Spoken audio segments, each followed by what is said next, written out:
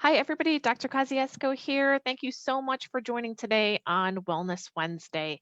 And today, I wanted to talk a little bit about, the start of my healing journey and what I wish I knew um, when I was starting to recover from chronic fatigue and not knowing or having my answers yet to what was going on with my health. So, um, first of all, for those of you who are tuning in, I do a weekly live Facebook about different health challenges that chronic trauma survivors or people with chronic stress, which is pretty much everybody right now, but particularly developmental trauma survivors, people who under chronic stress, and the health issues that they have in regards to being in a chronically traumatic situation and what that does to your health. So,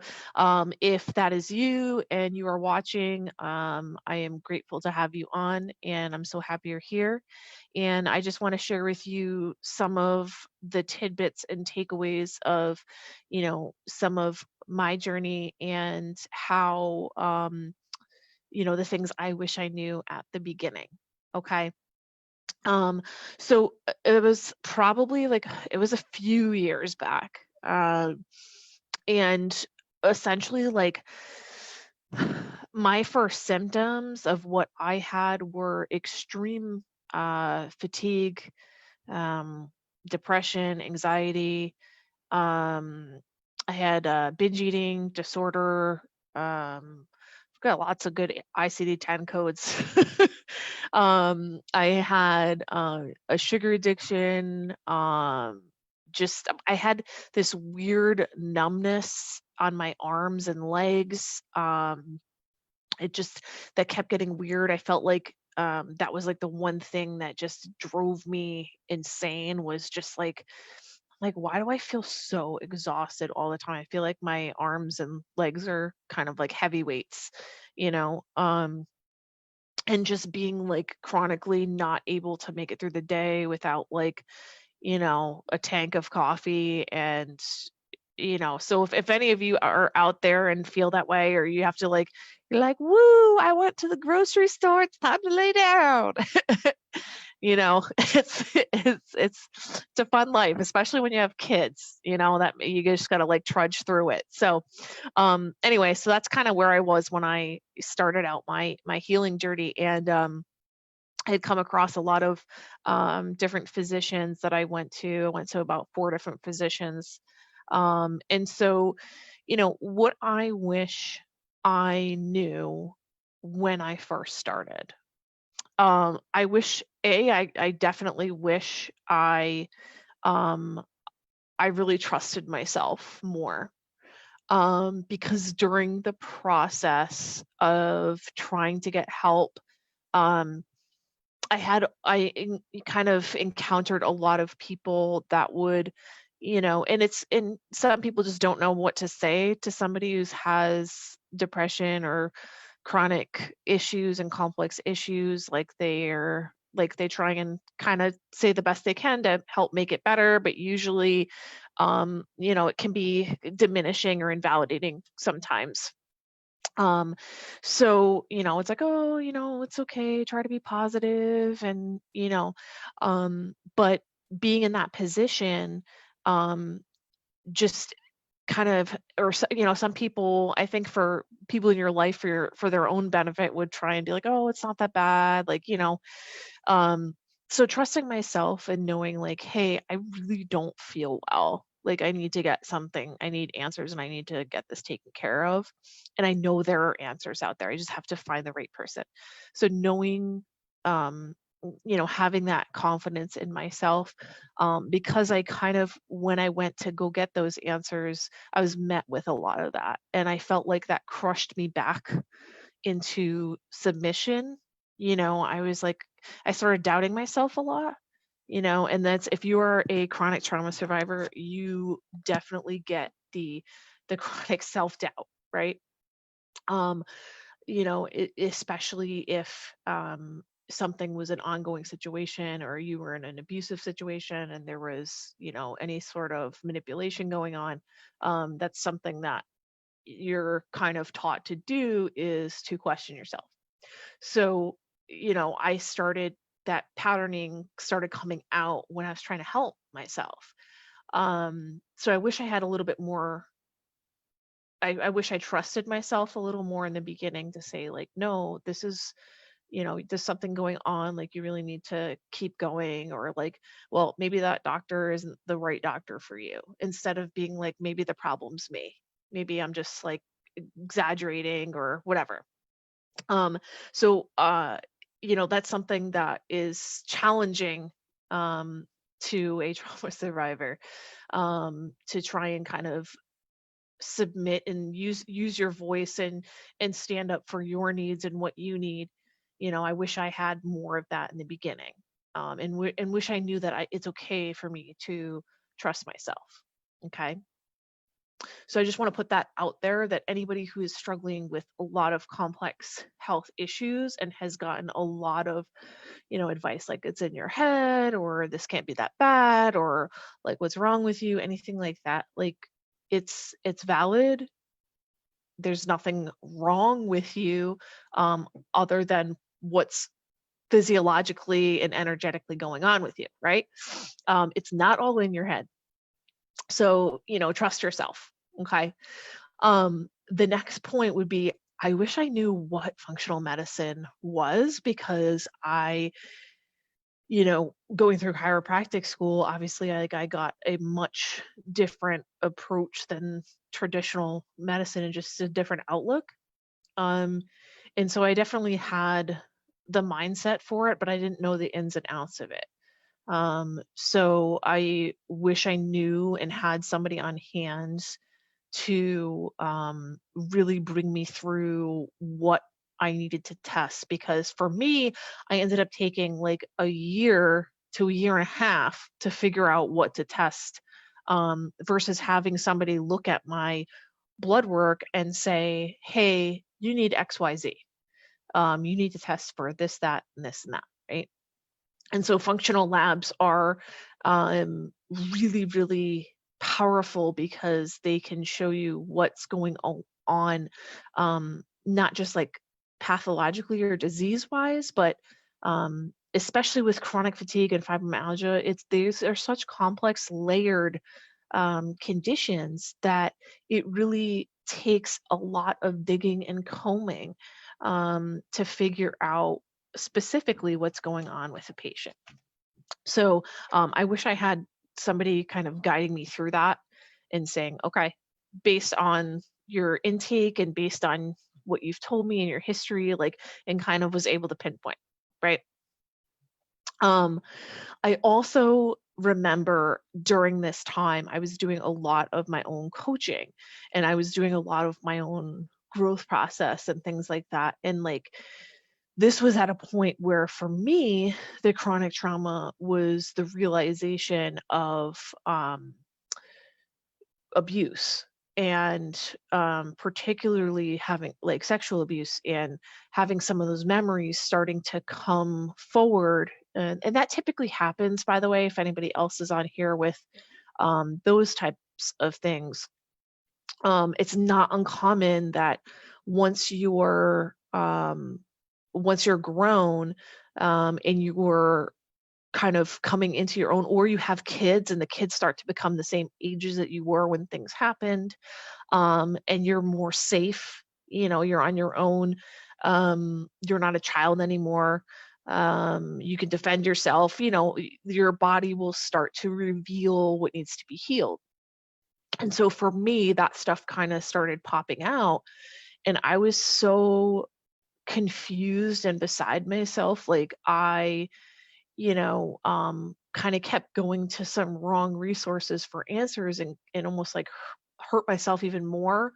And then like I was so desperate to be like, what happened to me? Like, I wanted to know now and like yesterday, so I dove and I like tried to like think and constantly think about like what kind of trauma I had and this and that. And it really put me into a dark place in the sense is that, I was very hyper fixated on what happened.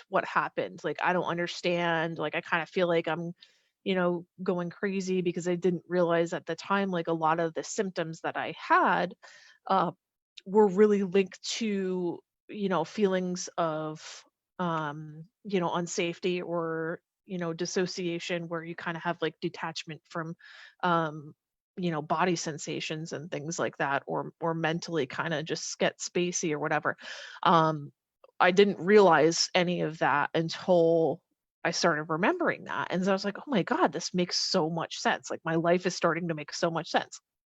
So at this point, I'm starting to figure out I've been living in survival mode so much of my life. Like, I'm constantly stressed. Like, I've been in these crazy relationships that were so terrible for me, blah blah blah. And like, it started coming out when I was at my daughter's age, that she um started turning the age that I was at when it started. So um basically having the right support system, asking for help, and not trying to go so fast with your healing. So this is a big point I want to make. When you are feeling um, that like you have so much going on, your body feels tired, your mind kind of feels exhausted from, you know, um, processing of things. And I know that's probably happening to a lot of more people than we realize. Okay, because stats do show that 1 in 4 girls below the age of 18 has been sexually abused, and 1 in 6 to 10 boys. Right, so we're in a worldwide, pandemic, and we're doing more quarantining. So we're not as distracted as we used to be. So there's a lot of people out there that probably need to hear this message. Um, and I hope that if this is, if you are one of those people, I completely empathize with what you experience and how challenging and maybe even misunderstood you feel. So I'm just going to send you a quick virtual hug, because I know how that feels during that time. It is such a crazy it's that's a crazy period, especially in the trauma aspect. If you already know you have trauma, um dealing with the health stuff is going to be a lesser challenge versus coming to terms with the initial stages of trauma. There's a lot of um, the need for feeling like safety within your own skin without chronically being triggered. That's really, really important. And so trusting yourself and just having mantras that you can keep, that you're safe, that everything is okay, that you are, checking in with inner child work is so, so awesome. Doing, inner child work and visualizations, things like that can be really powerful during that initial stage. Okay. Um, so that's what I wish that I knew, was somebody to be like, this is normal. It is normal to feel like you're going crazy. It is normal to feel kind of weird and spacey. It is normal to start having more triggers when trauma comes out. It is normal that your symptoms might exacerbate. You'll be more under stress. You will have more insomnia. So, and that also coincides with your health issues. So, everything you're going through is normal for your situation. Um, and the last thing I would say is that your body and mind are for people who have experienced trauma, and they have people who have like PTSD, as well as chronic fatigue and fibromyalgia. It is so important to understand that it is a process of healing, and that there is not magical, um, it's not a magical thing that happens overnight, right? It is an ongoing process. And so the health parts, um, the health aspects, it's okay that it takes a while. It's okay that I understand how frustrating it is that you want to, especially the trauma part, like if you're trying to figure out what happened or memories, things like that. And then at the same time, you could be stressing yourself out trying to push so hard while trying to live life, while trying to manage your health, right? Because stress is a huge catalyst to the symptoms going downhill for chronic fatigue and fibromyalgia. Okay.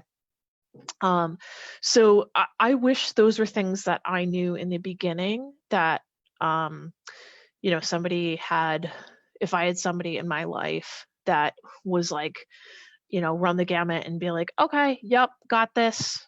I've had, it starts off like this. This is the stage of healing. This is the second stage of healing. This is the third stage of healing. So that would have been really helpful, and just having support. And so really, that I wanted to share that because that is why I'm here. That's where my heart is at. Not just within like functional medicine, but truly with other survivors who have gone through this process and who deal with complex health issues. It's really powerful to have that support system. And so, when I work with patients, especially if I do some people I do, virtual functional medicine, and then some people I do health coaching. And it really is dependent on the person's needs, but a lot of it is like guidance for your own body and healing, and just helping you, kind of telling you what to do, and guiding you at your own comfort levels, um, through the process of the healing, right? Because healing complex, health conditions, sometimes there are really big challenges with fatigue, and there are certain stages that I help patients work through, especially with, a lot of chronic fatigue is a lot of different types of toxins and pathogens, particularly like mycotoxins, things like that.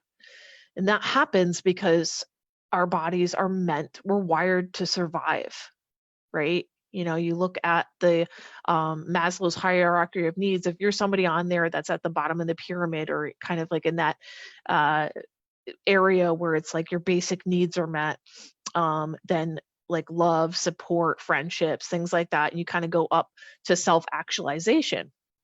And so, if you were somebody who is chronically in a traumatic developmental situation, and you have high ACE scores or adverse childhood experiences, the more likelihood that you are to have chronic disease, and these types of problems. And why is that? Because your body is literally wired to survive and not to be thriving, not into self-actualization and healing.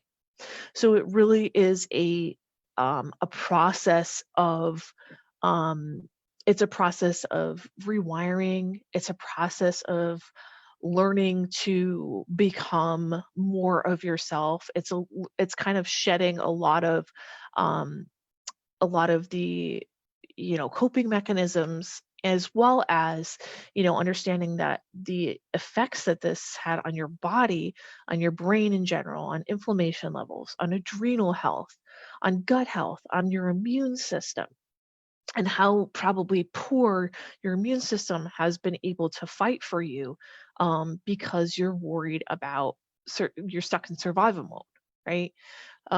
So in a lot of cases, I see a lot of people with autoimmune issues, adrenal issues, depression, major gut health, brain fog type of issues as well, and then just like extreme exhaustion.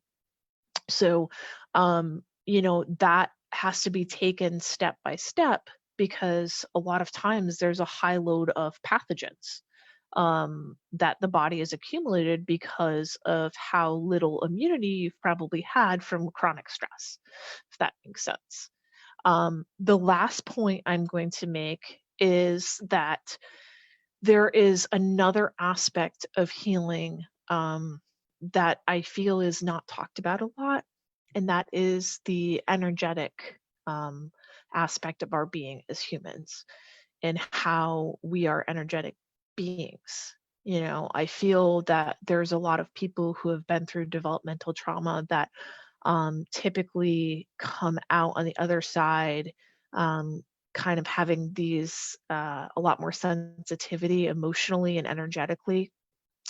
So they might be a little more um, empathic in some ways, meaning like they're able to take on other people's emotional states. Um, they're just more sensitive type of person.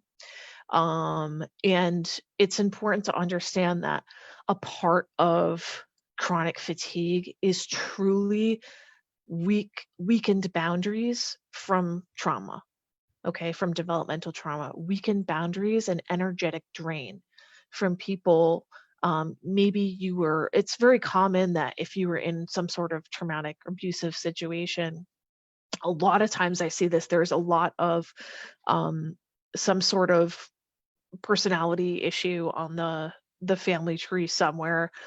Particularly, almost every single person had either a lot of mother wounds, either a codependent, um, or like narcissistic potentially, or like basically a lot of enmeshment and dysfunction within the family unit, that created more of them to be empathic and hypervigilant of other people's emotional states. Also happens when there is some sort of some sort of substance abuse as well.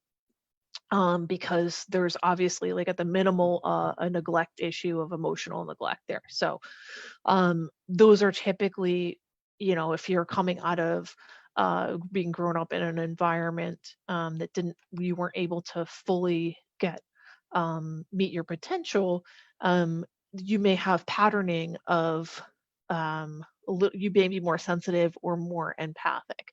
As far as the readings that I've read and the people who I've worked with on that level, that seems to be pretty spot on with people uh, experiencing a lot of emotional fatigue. So a great book, actually, if you want to read on empaths, is Judith Orloff, Positive Energy. She was a natural psychologist, an energy healer, and she talked a lot about patients who have um, who are really unaware of their absorption of other people's energy as well, and how weak their boundaries were, and they didn't have as good of boundaries, so they would say yes to everything, and they didn't know how to stand in their own power and energy as well. So that's a great read for anybody who has, chronic fatigue. The energetic drain is very real. It's an emotional drain, and so for people who are with chronic, adrenal fatigue, chronic stress, things like that, a lot of times it's like people have put themselves in situations where they're just kind of repeating patterns until the pattern gets recognized that they're in a constant state of stress, if that makes sense. So anyway, I hope that was valuable for you. And I wanted to share my heart a little bit and be a little bit more vulnerable about, where I hope to help others who have gone through a similar type of journey. If you do need extra support, you can go to my website, drmisty.com. There are a couple different references there and ways of contacting me, but I do virtual appointments. If you are not sure if you're somebody who could use my help or you have questions, I do a free discovery call for 15 minutes. There's no attachment, there's nothing, and just trying to figure out if I'm the right person to help you. And if not, I will point in the right direction. But if you do feel like you need extra help in this area with your health, please reach out. Again, it's drmisty.com. I'm happy to help out. And thank you again so much for watching on Wellness Wednesday. Hope you found that helpful. If you did, please also like, comment, and share. That helps other people view this video and get out there a little bit more. This is a time where so many of us need support. And whether or not people are open and vulnerable about that, it's very true. This, especially the kids out there, you know, I hope kids aren't on Facebook, but you know, people parenting, people juggling, it's people are having a hard time right now, and including myself at times. There's been a lot of things, I've had to uncover as well. So I get it, and please share with others who you might find this valuable. And I will see you next week. Thanks so much for watching.